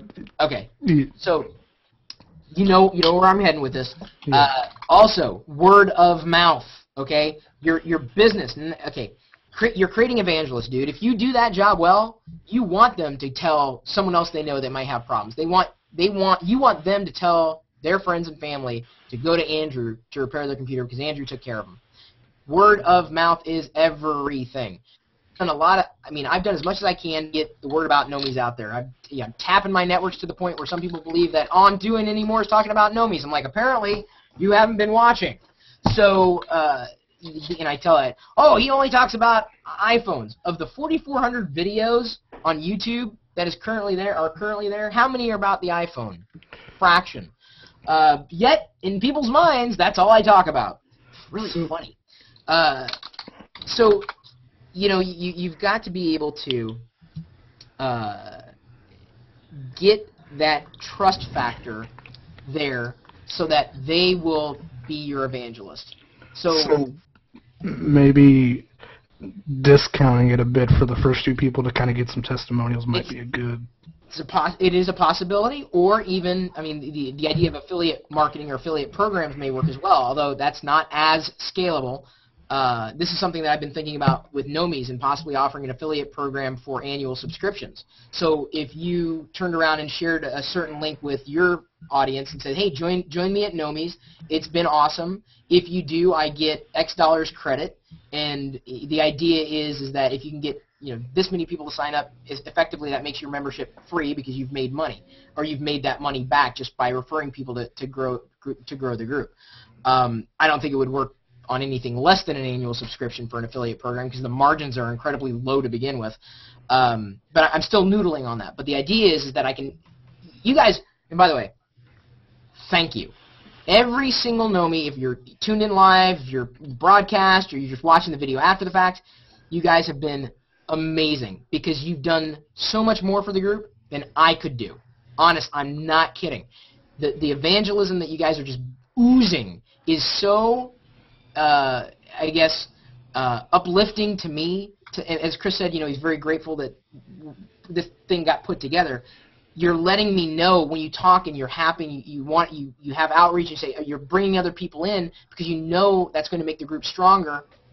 That is telling me I'm on the right path, and I'm going to continue to accentuate that and bring more value to the group when more value comes in on its own. Just to give you an idea, Chris, just in the time we've been talking, I just got an email. I've had 18 people add me to their circles. Yeah. The Gnomies circle share. Yeah. So. And some people, the only reason they want to join Gnomies is the monthly public circle share because they get tons more followers on Google+. I hope to be able to bring that Gnomies circle to 1,000 soon. So funny. So Andrew, think about that. Think about giving a bounty as long as you can track it effectively. It's effective, an effective use of your time. Give them that that safe feeling like, hey, I'm going to get a special discount if I give something back to him or whoever any business might be dealing with. But turn those customers into evangelists. So offer the discount for the testimonial? That kind of sounds... It seems weird to me, but I'll take your word for it. No, you can say, if you refer 3 people to me, I'll do your next repair for free. There's nothing inherently bad about that. If anything, it draws them closer to you. I'm like, oh, wow, okay, so if I bring 3 more people in, I might be able to save money, and I have a lot of computer problems, so let's see what happens. You never want to give them a taste, Andrew. That's the problem. And so many advertisers want this. Well, I just want to test the audience. I'm like, no, you're going to access the audience. So you're going to pay to access the audience. If you're confident in what you can do, and you can do it well, then you should price it appropriately. Yeah, that's another thing is I have to figure out how much, and that's the hard part. How much? Okay, you have to calculate cost of living, other expenses, and then divide it by the amount of time that you would spend on something like this, and then, factor in the fact that there are a lot of people doing what you're doing, and it's a flooded market. So the only thing that you really have as a value is making those customers your evangelists. Yeah, the good thing about me is I'm not like most business people that don't focus on their customers. Not to say that you're not, but I'm just saying... But Andrew, you said it right there. To come back to that customer service thing, it's so important. We've even converted some people who are asking questions about, They were having problems with one thing or another in the email form, and they were just shocked that we got to them right away. Customer service is everything. It's everything. You may not agree with the decision I make, but you know what? I'm going to respond. You may not think that I'm doing the right thing. We may disagree on something, but at least I'm going to respond. I may not be able to do something you want me to do, but at least I respond. And that's customer service. I think you've given me a good idea, which is to find the pain points on all the other services and take those out. Bingo, Andrew. You talk about value adds and finding your niche and doing something different. Find out what no one else is doing. Back in the day when I started Locker Gnome, there were websites and stuff, but really no email newsletters that were delivering information that I wanted to deliver. I was doing something different, doing something unique. So before I hit Tech TV, I had 120,000 people who were subscribing to Locker Gnome. Because I was doing something different, doing something unique, doing it in such a way that they couldn't get anywhere else. Instead of visiting a website over and over and over and over and over again in the days of dial-up, the email would come to you. It would save you time. This is before RSS. This is long before blogging, certainly before social media. So I found all the pain points, as many as I could find and address, and then did it. This is how GnomeDex came to be. It's currently on hiatus. It may come back in a virtual form or potentially the physical form. I don't know. I'm kind of in between as far as what's going to happen with GnomeDex right now. I can't do it alone, and I need to find the right team, and I've been saying that for a couple years. But it happened because I thought all the other conferences sucked. Here's why they suck. Boom, boom, boom, boom, boom, boom, boom. If we do not solve these problems, I don't want to do it. And so we solved those problems. Or we did our best to solve those problems. And you know what? People loved GnomeDex. There are a few people who didn't like it. You can't make everybody happy. Trying to make everybody happy is going to make everybody unhappy, including yourself. So, I thought about all those things that, I didn't like, and that's how these business models basically evolved. So, Andrew, you're on the right path. That helps a lot, and since I know a lot of people are watching this, I need a web designer, and I know there's plenty of you out there, so yeah, you know where to probably find me. Gnomies drawing business to Gnomies. Gotta love it. I'm currently an IT support technician at my local council, so that's how I'm currently getting my money. But I'm trying to make my own business better. And my site is okay, however, I know it needs improving, and I'm going to knuckle down and improve it. But what I need to find is, with IT support, I would like to find a bit more unique. Including like a premium membership. Speaking of that, I was actually going to give you an email, Chris, which I'll do in a bit, and it's basically to let all Gnomies know that I'm going to give gold premium status. That's on my that's on my site, and on my community, I'm going to give gold premium status free for all Gnomies. So dang, I am going to do that. I said, dang. Yeah, free. I know. You better hope that Gnomies doesn't grow much bigger then, boy, you're going to be busy. Actually, premium status is like premium VHOs, premium support, getting a support group. There is also a premium TeamSpeak channel as well, and also it's giving people more access into different features. But what I want to find out is, when I've set up a business, how can I get people to come to me? Because I find it difficult. For example, my target audience happens to be the older generation, because I find most of them don't know how to use computers. You've seen my dad's videos recently? Yeah, I have. I've been watching them. I've been watching the Lock and Home Daily Report every single day. Yes, it's 2 o'clock in the morning by the time they finish. That doesn't. But either way, I am watching them, and I notice some people don't know how to get some support, and most older community don't know where to go for online. So I started doing leaflet drops, because I thought, yes, they'll go for leaflets. Leaflets didn't work. No one responded. I got nothing out of them, and I think I posted about 1,000 altogether, and did quite a big return, so I wish I didn't do that now. But do you have any idea how I can get the older generation to find a computer support business in my local area, or even All right. nationally. So here's what you do. So here's some ideas, and this may apply for Andrew as well, though he may have disappeared from the Hangout. Yeah, just left halfway through. Yeah, it's fine. He may be leaving room for other people to join too. I would suggest, if you can find like clubs and organizations that are geared towards seniors, and approach them and say, hey, look, I've got these services, and I was wondering if you wanted me to come in and teach a class on Internet Basics 101 to your group. Rotary clubs, if you got an equivalent too, that's the first thing that popped in my mind is Rotary. I'm a former Rotarian from Iowa, and that is definitely an older audience. What's that? One thing you might want to consider Rotary. too is I know, like with my dad, he's just starting to become computer proficient, but you're going to have to go to an old school medium. I think you said leaflets, newspapers, things like that. I mean, my father's still looking in the newspaper for ads and articles and things like that. But the older school mediums is where I think you need to really concentrate.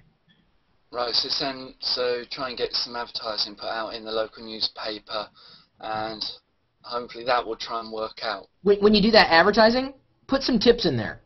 Get an advertising block and say top 10 internet security tips. Top 10 Windows keyboard shortcuts. Because you know what will happen? Those people will cut it out around the border that includes, hey, if you have any questions, visit www.whatever.com. Right. Okay. So, get to groups, take the advice of Chris suggested with advertising, but make that advertising interesting. Chris, by the way. No worries. You're a Gnomie. And thank you to the other Chris as well. No problem.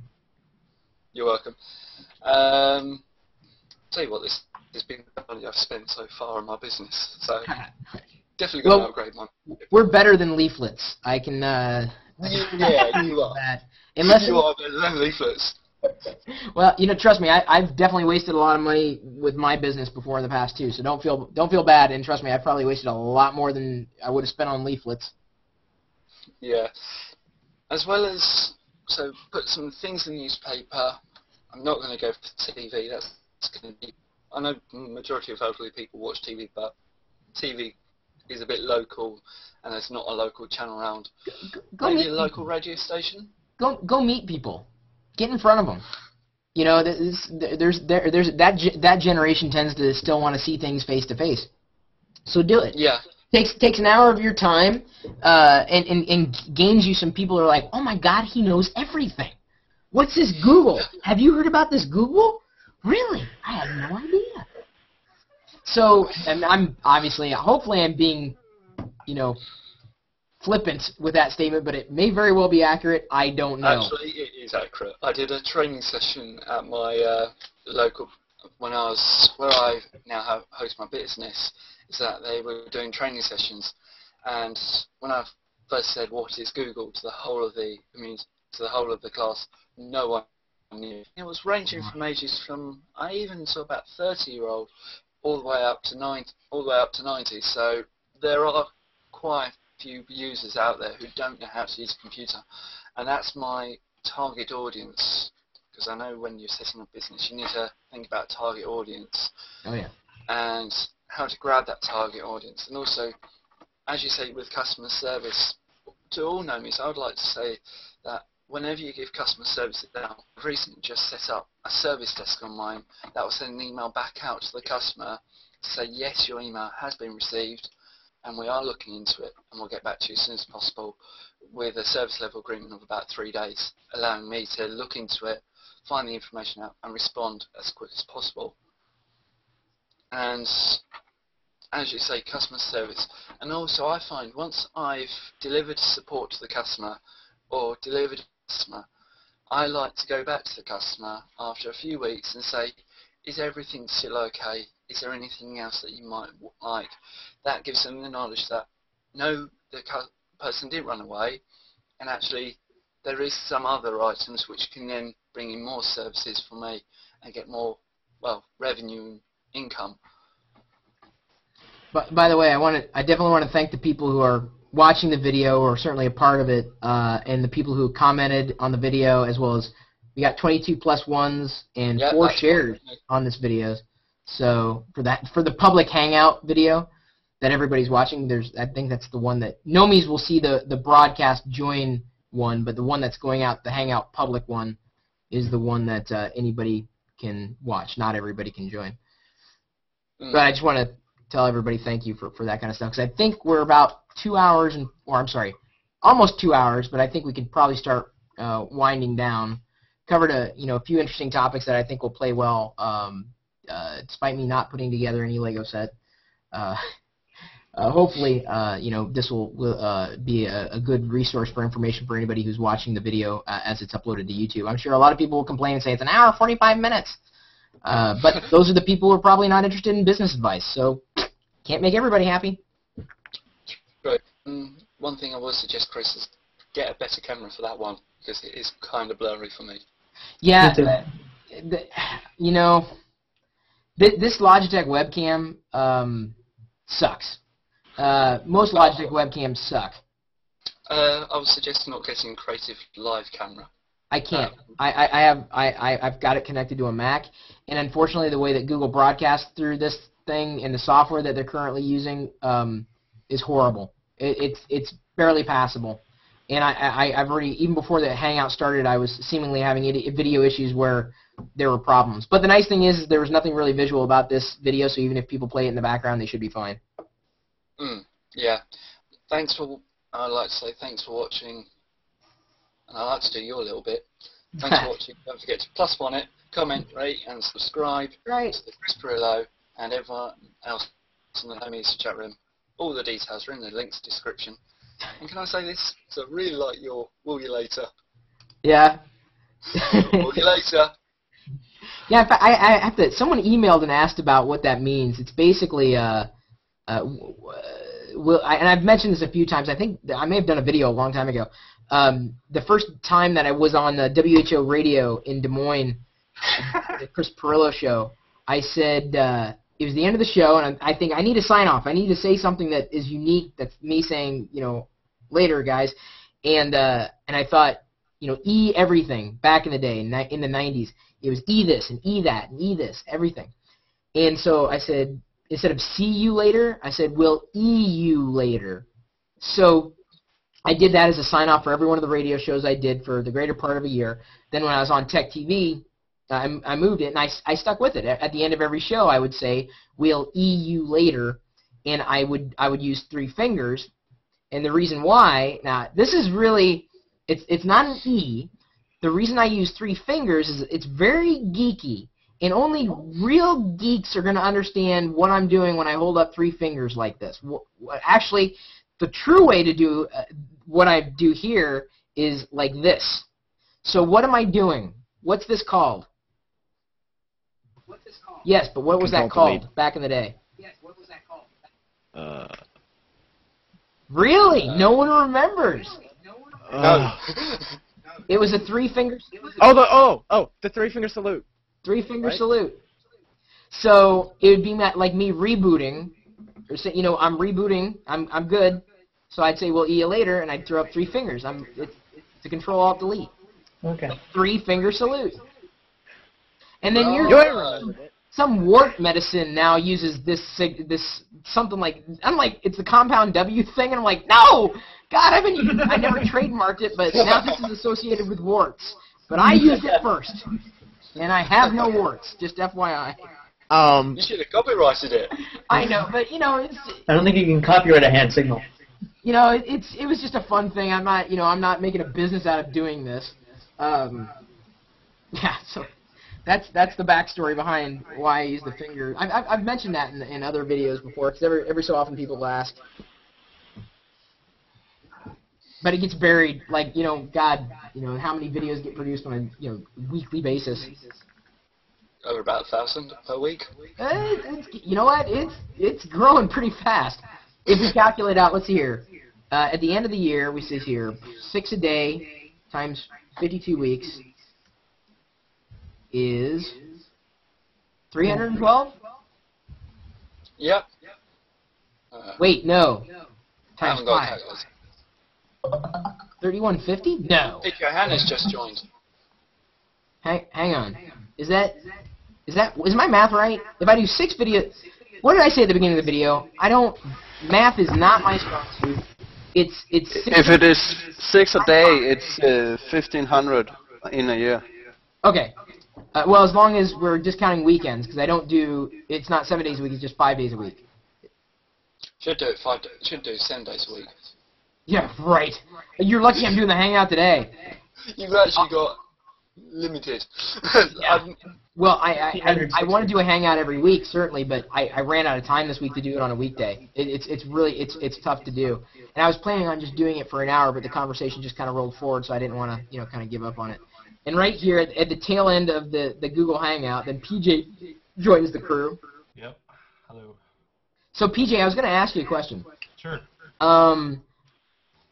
I've been thinking about it, and I think I don't know if it's going to cause too much confusion, but setting up a discussion list on Mailman for Gnomies.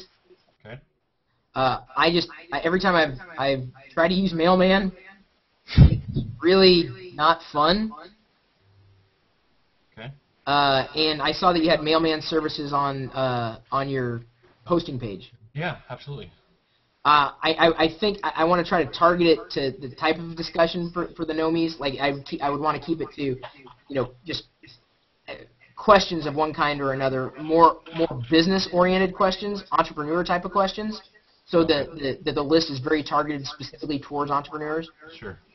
Or just anybody in business who wants to have business discussions. So that way we don't have to have people posting a YouTube video of the Facebook dad unless they have a business lesson that can be learned from it. Sure. Okay. Like the better gun to use when blowing up a PC versus Mac. Sure. My God, I couldn't believe that. And I have no kids, so. Chris, did I hear you yesterday saying that you were saying about kids? In fact, no, inside your, I think it was inside your house door. That was really good, by the way. Really did enjoy that. Thank you. All 3.3 gigs of it? Yeah, I finally downloaded it. It took about an hour for me to download it on a wireless connection. What Eddie's referring to is all Gnomies get access to my house tour, which I think is 2 hours long, 3.3 gigs. It's uploaded in the videos category on the Gnomies.com blog. Not like you want to watch it, because I don't think it's all that interesting. But even though you did point out every single light switch. But the thing is, for years people have been asking. I mean, I do the home office tour. That's easy enough to do on New Year's. But people were asking. I'm like, okay, I'll just give them what they want. But I'm not going to give it to everybody. Of course, you don't have everyone around your house. Right. Last thing you want. So I think we could probably, wrap it up or start to wrap it up. Really, now that we've had a little bit of fun. And I didn't have enough fun with Lego. A little disappointed. I'll tell you what, why don't you do a few bits of Lego on the camera with everyone else looking? So yeah, but see, that's the thing. That type of hangout has zero chance of replayability. Let me put it this way. I would not tune in to watch a hangout that it wasn't live that was pointless. And one of the reasons why I like doing Hangouts is because I connect with y'all by video and can do it live, kind of like a webinar. But another reason why I like doing it this way is because it's a targeted group of people. If I just open up the Hangout like I used to do in the past, morons join. I don't know who these people are, and I'm like, my God. I joined. I had a really good Hangout the other day with Lewis Gray. I'm like, okay, there's a qualified guy I'd like to connect with. And I've known Lewis for years. We've met in real life before, long before he was at Google, when we knew each other on FriendFeed. And he left, and I continued to talk to a guy named Jay, and he was helping me with a few issues that I was having specifically in relation with SEO. And as we were talking back and forth, and we were having almost a different discussion than everybody else. And everybody else was just, I don't know why they were even continuing to hang out, because it was they were making fun of us saying, and the things that we were saying, but I'm like, I need this information from Jay, and he's here right now. And so I said, hey, guys, sorry if we're boring you. And they're like, no, we're interested. But I could tell they really weren't interested. And then one guy was just really rude, like crude. Oh, it's just I don't understand how people can do that. Like even if it's just in front of 7 other people, I just don't understand. I mean, you put yourself out there, man. I mean, let me put it this way: he is not someone I want to add to my circles. I can't even remember his name. Oh, but I guarantee I have not run across him on Google+. Oh. Probably as soon as you do run across him on Google+, you'll soon click the remove and the block button very quickly. Yeah, I use the block feature very sparingly. Usually spammers I just ignore now because Google kind of takes care of them. But there are a few people I would consider trolls that I just do not have the time, the patience, or the inkling to deal with. Like everything they want to comment on has negative in one way or another. Like I'm not going to deal with it. Internet trolls are a complete nightmare to get rid of. Well, you know, the worst part is that on Google+, they're not really, I mean, he's out there and he puts his name out there, but it was just, it's overboard. Like, it's questioning my integrity, and that's one thing I just will not stand for. Like, if you ask me a question, you know, I'll be transparent with the answer, especially to Gnomies, but, you know, to question my integrity, that's something that, and even other people get upset at this too. You know, I get accused, oh, you're getting paid by Apple. I'm like, really? The burden of proof's on you, dude. Where's the check? Because I haven't gotten it. I've seen your eyes light up on the TLDR with some of these trolls that, you know, end up doing stuff that's questionable, and your eyes just get wide. And it's like, it's almost, you know, these guys, they have no business being there. It's almost a thing trying to get attention to themselves. You know, and ultimately, they're giving me their attention, which at the end of the day is a big win for me. Okay, so waste your time doing something you don't want to do. Not my problem. It's why I say the internet already has a dislike button. It's called ignore it and do something else. That's why... the red X button up in the right corner. What's that? I said it's the red X button in the right corner. Exactly. Or the gray button in the upper left-hand corner if you're on MacOS 10. Yeah, that's true. No, it's the X. It's close it. You know, and right. You know, this is one of the reasons why I'm glad Facebook does not have a dislike button, and I'm glad that Google Plus does not have a -1 button. And I believe that YouTube needs to eliminate the dislike option. Honestly, that's just. If you don't like it, why are you watching? Why say that you dislike it? You can say it in a comment, or just turn around and leave. I remember what you said on something somewhere. I forgot, Chris. And you were talking about how sometimes it's not really appropriate to like something, like if someone's getting injured or someone's they're informing you that someone died. Right. You don't want to say you like that. Well, they may like the message that you're conveying. So, you know, someone dying, if you're saying, you know, be respectful and like, my God, you know, here's what's happening. They could like what you're saying, not necessarily they're liking the topic, which is very ambiguous, right? So yeah. I could be talking about Apple, and people just don't like that. They don't like Apple, so dislike. No matter what, unless it's my dad, in which case everything he says, everyone seems to like. So I'm passing him the tough questions. Like, I'm done. On the next The Lock and Home Daily Report that you do, try bringing in your mum. She tried it once, but she's not as comfortable in front of the camera as Dad seems to be. So I certainly don't want to push that. Yeah, I'm amazed at the. Sorry. No, you go ahead. I'm amazed at the traction that your father has gotten on your channel, Chris. Yeah, no, I'm shocked. I'm telling you, I was like, Dad, you have to get a better broadband connection because I'm going to have to pull you in every single freaking day so that they can get their fix. Haven't you teach him how to use YouTube, though? Yeah,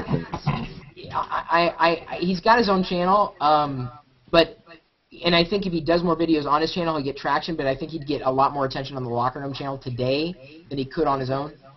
If you go to joe.prolo.com, you can view his profile. And there's not much there. A few older videos, but that's about it. So I know now that we've wrapped it up with likes and dislikes, when this video is live on YouTube, it's probably going to have more dislikes than likes, and that's just kind of sad. That's YouTube for you. And that's very disappointing to me. So if you can remember to jump in and like it, it would be appreciated, so we can make that green bar far bigger than the red bar. More Luke Skywalker, less Darth Vader. Yep. I saw you post this about 3 or 4 days ago, and I just want to tell you I appreciate you doing this because I was looking forward to this all week. Just getting this type of information I think is invaluable. So no matter if you get dislikes, I want you to know that I got a solid thumbs up. So. Yeah. Well, I'll probably. I know I joined today. I was saying the same thing. I joined and I saw this immediately. I was just lit up. Yes. Every week, guys. Every week. And now my girlfriend's giving me chocolate, so that means... By the way, I'm going to also embed this on the Gnomies blog, too, so that other people can keep that in mind, that we have hangouts every week. I don't know which days, I don't know how long, I don't know what the topics are. Dogs or no dogs? Sorry about that. It's okay, I've got 2 of them. By the way, how many dogs do you have? Because I know you've got 2, I've got 6. Wow. Whoa.